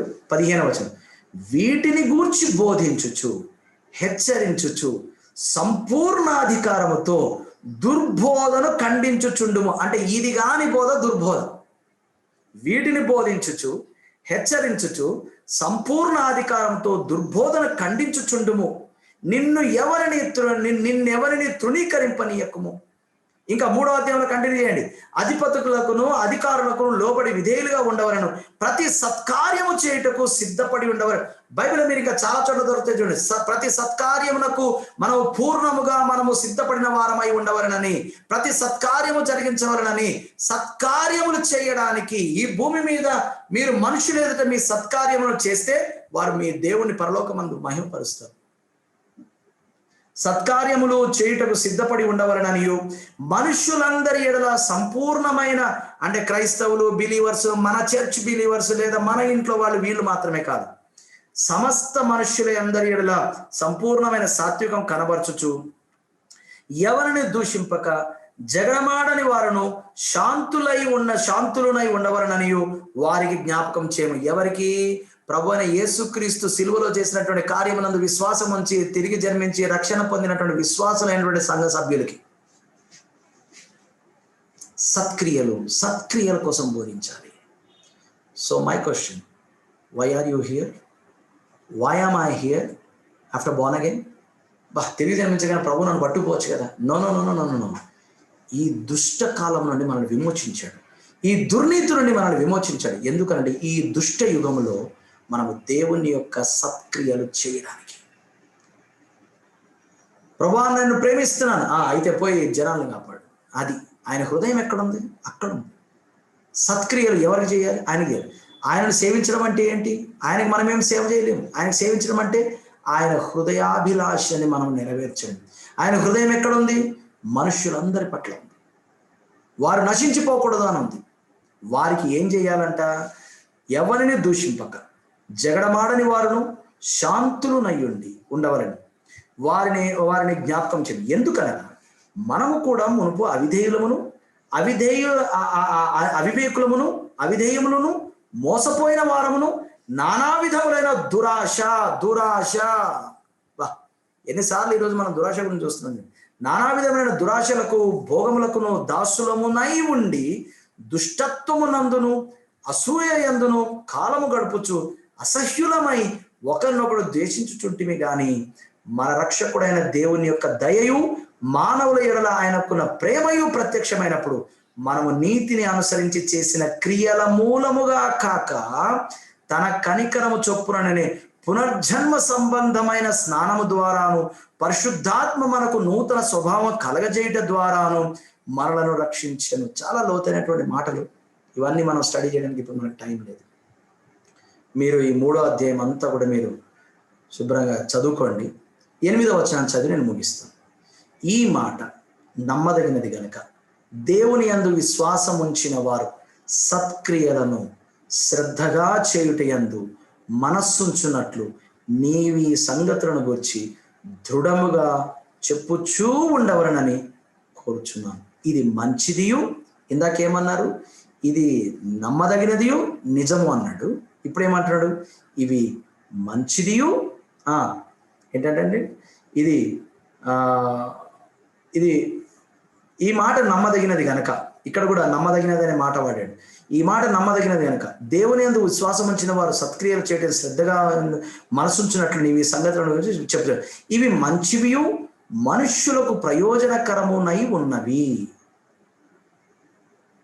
ఇవి బోధించమంటున్నాడు. ఏంటండి? యేసు రాకతో ఈ దుష్టయుగం అంతరించిపోయి మంచి యుగం ఆరంభమవుతుంది. కానీ ఈ దుష్టయుగంలో నుండి మనం ఆల్రెడీ విడుదల పొందాం, విమోచించబడ్డాం. మరణానంతరము జీవితం ఏమిటో అర్థమైనప్పుడు, ఓకే, అది అర్థమైతే ఇప్పుడు మన జీవితంలో మనం ఏం చెయ్యాలో మనకు బోధపడుతుంది. సో మరణానంతర జీవితం, నూతన సృష్టిగా మార్చబడినటువంటి మనం నూతన ఆకాశంలో నూతన భూమిలో ఆయనతో కూడా సదాకాలం జీవిస్తాం. అయితే ఈ విమోచింపబడినటువంటి మనం ఈ ప్రస్తుత దుష్ట యుగంలో నుండి, దుష్ట కాలం నుంచి విమోచించబడినటువంటి మనం పరలోకం వచ్చేదాకా కళ్ళు మూసుకొని నోరు మూసుకొని మోకాళ్ళు లేచి ప్రభువా నీవు నేను, నీవు నేను, నీవు నేను, నేను నా సంఘం, నేను మా విశ్వాసులు, నేను మా తోటి క్రైస్తవులు, కాదు కాదు కాదు కాదు కాదు సత్క్రియలు. మరణానంతరం మన జీవితము అది గనుక, దాని కొరకు మనం ఏర్పాటు చేయబడ్డాం గనుక ఏమి బోధించమంటున్నాడు? ఈ భూమి మీద ఉన్నప్పుడు మనుషులందరి కొరకు సత్క్రియలు చేయుట యందు శ్రద్ధ కలిగి ఉండాలి. ఈ మాటలు నిజమైనవి, నమ్మదగినవి, ప్రయోజనకరమైనవి. ఆమేన్. సో లాస్ట్ వీక్ దేవుడు ఇచ్చినటువంటి ఆ యొక్క ఒరిజినల్ వొకేషన్ ఏంటో మనము తెలుసుకున్నాం. ఆ వొకేషన్లో మనం కంటిన్యూ అవ్వడం కొరకు దేవుడు మనల్ని విమోచించాడు, రక్షించాడు అనేటటువంటి విషయాలు ఈరోజు మనం తెలుసుకున్నాం. సో మరణానంతరం నీ జీవితము దుఃఖం కాదు, మరణానంతరం నీ జీవితము మహిమలోనికి ప్రవేశిస్తుంది. అటువంటి మహిమలోనికి మనుష్యులందరూ రక్షణ పొందాలని దేవుడు ఆశిస్తున్నాడు కనుక అటువంటి రక్షణలోనికి మనం అనేకులను త్రిప్పుతూ, ఆ అనేకులను ఎలా తిప్పాలి? మత మార్పిడి కాదు, నువ్వు వారి జీవితంలో సత్క్రియలు చెయ్యాలి.